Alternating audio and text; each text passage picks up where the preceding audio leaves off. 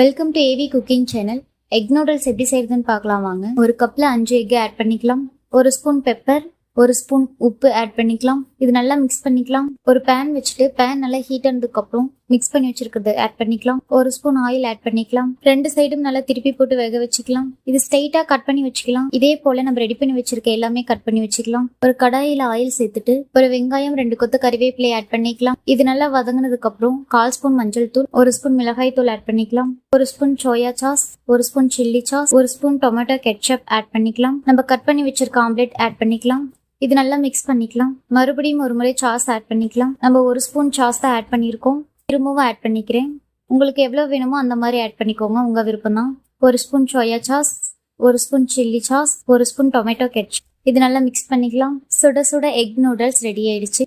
இது ஒரு டிஃப்ரெண்ட் ரெசிபியா இருக்கும். டேஸ்ட் செம்மையா இருக்கு. நீங்களும் ட்ரை பண்ணி பாருங்க. எப்படி இருந்ததுன்னு கமெண்ட் பண்ணுங்க.